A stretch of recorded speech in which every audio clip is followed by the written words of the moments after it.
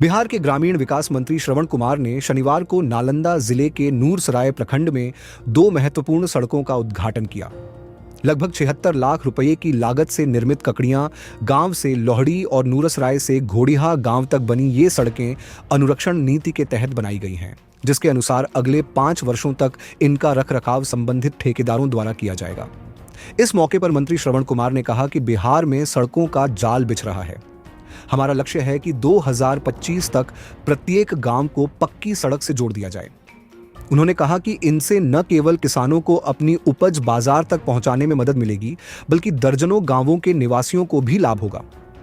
उन्होंने आगे बताया कि राज्य सरकार की नीतियों के कारण अब गांवों में शहर जैसी सुविधाएं उपलब्ध हो रही हैं। बिहार में जो विकास का मॉडल अपनाया गया है, उसका अनुकरण अब अन्य राज्यों में भी हो रहा है। हालांकि रुपौली विधानसभा उपचुनाव में पार्टी की हार के बारे में उन्होंने कहा कि हम जनता के फैसले का सम्मान करते हैं। पार्टी इस हार की समीक्षा करेगी और भविष्य में ऐसी गलतियों को दोहराने से बचने का प्रयास करेगी।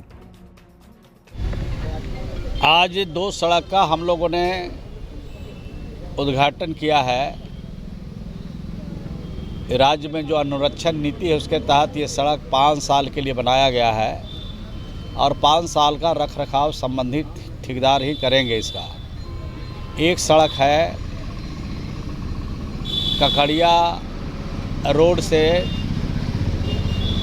लोहड़ी रोड बनाया गया है और उस सड़क के बनने से सिर्फ ये दोनों गांव लोहड़ी ककड़िया इब्राहिमपुर मुसेपुर को ही लाभ नहीं मिलेगा, बल्कि उस सड़क के बनने से आवागमन अगर बीच में कहीं बाधित होती है तो इस सड़क का बहुत इस्तेमाल होता है और 2 व्हीलर और 4 व्हीलर जितने छोटी गाड़ियां इस रास्ते से निकल कर रहुई जाने के लिए, हरनौत जाने के लिए, हरनौत और रहुई के तरफ से ये नूरसराय चंडी आने के लिए ये काम करता है। तो लाइफ लाइन उसको कहा जा सकता है उस सड़क को।